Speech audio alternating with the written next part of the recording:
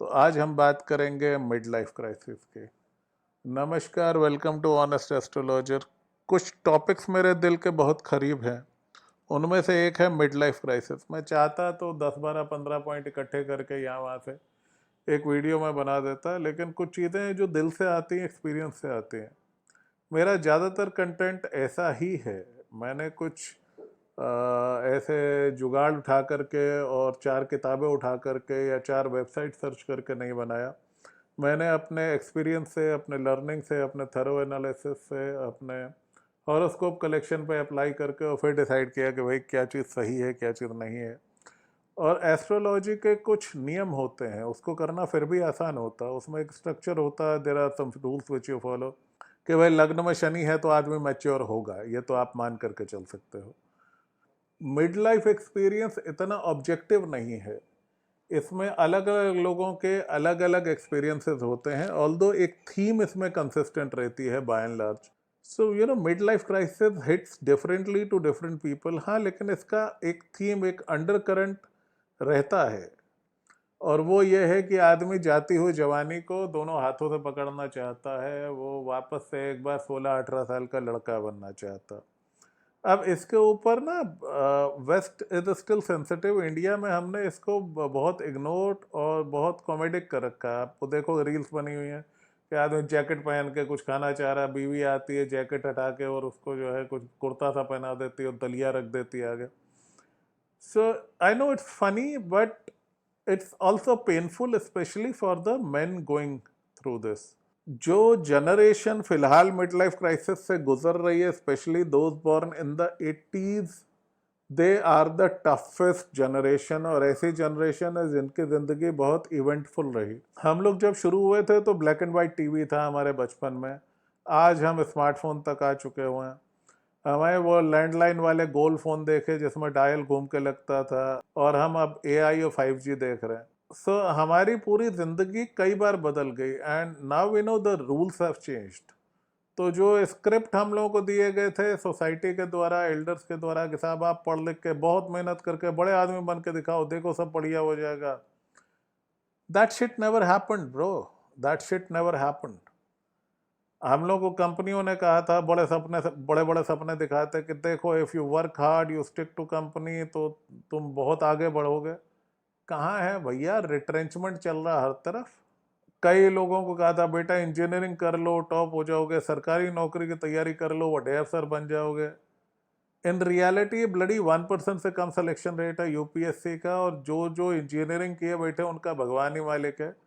Company जो है गंडासे तीखे कर रही है, वो बेचारे दांतों से पकड़ के नौकरी जैसे तैसे लटके हुए हैं। और घर में भी कुछ बहुत अच्छे हालात नहीं चल रहे। पेरेंट्स बीमार हैं, क्रैंकी हो रहे हैं, बच्चे सुनते नहीं हैं, बीवियां भी कोई जो है बड़ी इज्जत नहीं दे रही हैं। सो इनको थोड़ा सा कंफ्यूजन है कि भाई मैं I did everything right, what the hell happened, ये हुआ क्या हमारे साथ में। तो वो try again, never give up, stay loyal to the company वाला काम सारा किया, गधों जैसे मेहनत की, और अभी कुछ हो नहीं रहा। अभी क्या है, हेयर लॉस है, तोंद निकल आई है, डायबिटीज हो गया है, जॉब लॉस हो रहा है, डिप्रेशन हो रहा है। और किसी को आप बोल नहीं सकते। महिलाओं के हक के लिए बात उठाने वाले हैं, बुजुर्गों की इज्जत और माता पिता के सम्मान की बात करने वाले, कुत्तों के लिए भी जनता एजिटेट कर रही है, मर्दों के लिए कुछ हो ही नहीं रहा। जेन जी के लड़के फिर से आने, उनके मेंस ग्रुप तो हैं, हमारे तो लिंक्डइन पेजेस हैं। लानत है हमारी जनरेशन पे। तो हम लोगों ने ब्रो बहुत बुरा किया अपने साथ। सो होता क्या है, जब मिड लाइफ क्राइसिस आता है तो इंसान का शनि मैच्योर होता है। शनि मैच्योरिटी यानी आपके जो पुराना स्ट्रक्चर है वो कोलैप्स हो गया, आपके अथॉरिटी फिगर्स गलत साबित हो गए। पेरेंट्स, टीचर, बॉसेस, सबकी बातें आज की डेट में गलत साबित हो रहे हैं। So you can see through कि जो स्क्रिप्ट उन्होंने दिया था शायद उनके टाइम पे काम करता होगा 1950-60 में, हमारे टाइम पे नहीं कर रहा। वही डेडिकेशन, मोटिवेशन, हार्ड वर्क, वो सारा कुछ जो है ना, अपने कंपनी को अपना खून पिलाया, लेकिन जहां कंपनी को लगा भाई कॉस्ट थोड़ी ज़्यादा हो रही है या प्रोजेक्ट कम आ रहे हैं, उठा के बाहर मारेंगे। सारा हार्ड वर्क, डेडिकेशन, मोटिवेशन गायब हो जाएगा। पेरेंट्स अपनी आज भी 1950 वाली स्क्रिप्ट में लगे हुए हैं, मेहनत करो आगे बढ़ो, वही आपको टिका दी। उस स्क्रिप्ट के परखच्चे उड़ चुके हैं। थैंकफुली जेन जी नहीं सुन रही उन पेरेंट्स की, सो यहाँ पे मैं उनके साथ में हूँ। प्रॉब्लम है अर्ली मिलेनियल्स को अभी ये सदमा लगा है कि भाई मेरे अथॉरिटीज़ गलत थे, पेरेंट्स गलत थे, टीचर्स गलत थे, तो सच क्या है। आदमी ये ढूंढना शुरू करता है और ये ढूंढने के चक्कर में यहाँ वहाँ धक्के खाता, कभी किसी बाबा जी को सुनता है, कभी पॉजिटिव थिंकिंग में चला जाता। वो सारे तमाशे करके यूँ रहता, काश कोई मैजिक रेमेडी मिल जाए यार, मेरा गया हुआ टाइम वापस आ जाए, मेरी बीती हुई जवानी वापस आ जाए। आपने कभी सोचा मिड लाइफ में मर्द, ये 45-40 साल के अंकल सारे ये टीनेज लड़कों जैसा क्यों बिहेव कर रहे थे? बाल काले करा लिए, जैकेट ले लीजिए, बुल्ट चलाऊंगा, ये कर दूंगा, जिम ज्वाइन कर लूंगा। वाई? क्योंकि एक आम हिंदुस्तानी लड़का 16-18 साल की उम्र में अपने लिए जीना छोड़ देता। पहले पेरेंट्स के लिए बेटा कुछ बन के दिखाओ, फिर जो है घर की जिम्मेदारियां, फिर शादी हो गई, फिर बीवी बच्चों का ख्याल रखना। लाते लाते जब भी उसको मिड लाइफ क्राइसिस हिट करता, उसको लगता है यार मेरी जवानी निकल गई, मेरे तो बाल सफ़ेद हो रहे हैं, मेरे तो पेट निकला जा रहा है, सेहत खराब हो रही है, कोई उसको लगता मैं तो जिया नहीं, मैं कहाँ गया, what about me.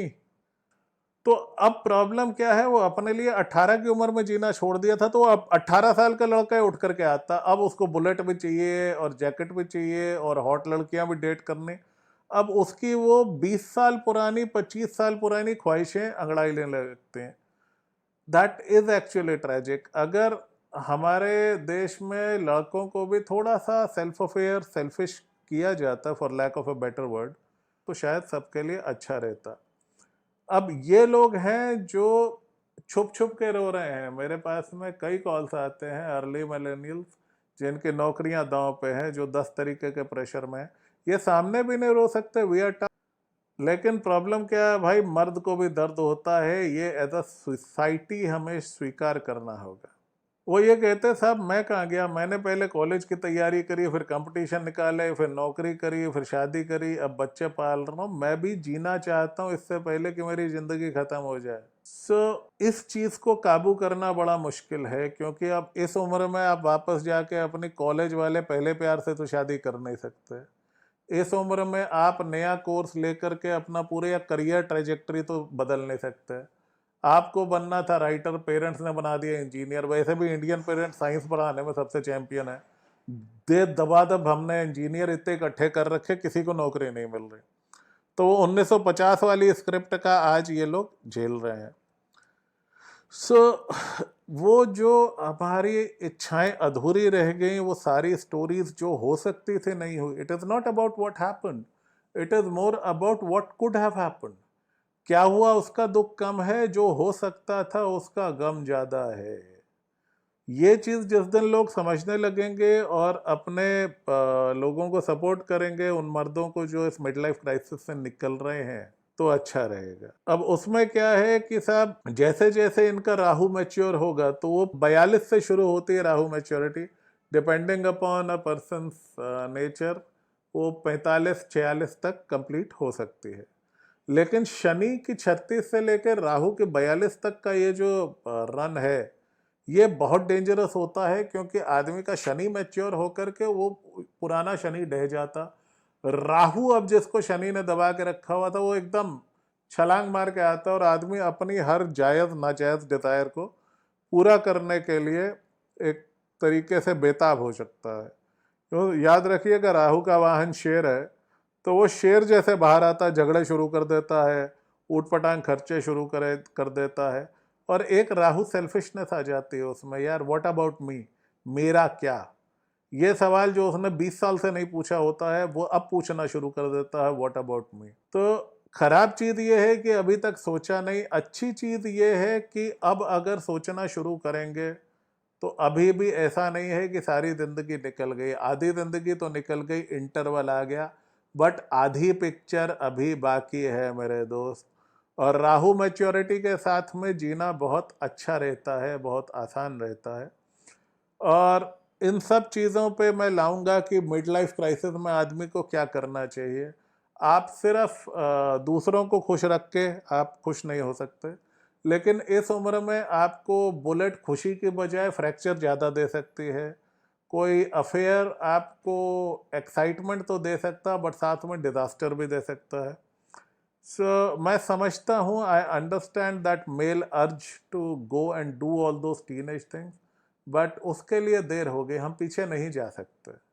Time travel मुमकिन नहीं है, लेकिन हाँ कुछ ऐसे मैं आपको टिप्स, कुछ सजेशंस दे सकता हूँ जिनसे कि कम से कम हम अपनी ज़िंदगी, पिछली ज़िंदगी के साथ में पीस ले लें और आगे की ज़िंदगी को हम विजडम के साथ में चलाएं. राहु के डेस्परेशन के साथ में नहीं, बल्कि जुपिटर वीनस के विजडम के साथ में चलाएं. तो हमारे से साथ में गलतियां हुई हैं, हमारी स्क्रिप्ट गलत गई है, हमारे साथ गड़बड़ हुआ है, लेकिन अभी आधी पिक्चर तो बाकी है. So my mission is to help my fellow brothers live their midlife crisis and better and emerge out of it wiser and stronger, to help my clients do better, to help my friends do better. Comments में लिखिए कि आप क्या क्या चीज़ें face कर रहे हैं, आपके क्या एक्सपीरियंसेस रहे हैं, आपके दिल में क्या. Let's make it a heart to heart conversation. Share that and I will do my best. आपके केस स्टडीज को मैं इकट्ठा करके I will see how I can make it more relevant to you people. So I want you to stay strong, because अभी सिर्फ interval हुआ है, सब खत्म नहीं हुआ, पिक्चर अभी बाकी है. मैं जाते जाते एक टिप आपको देना चाहूँगा जो मिड लाइफ क्राइसिस से निकलने में आपकी हेल्प करेगी. इमेजिन कीजिए आपकी ज़िंदगी का आखिरी दिन है, you are 90-95, you are on your death bed, और आपके अब क्या क्या रिग्रेट्स हैं पिछले 30-40 साल के.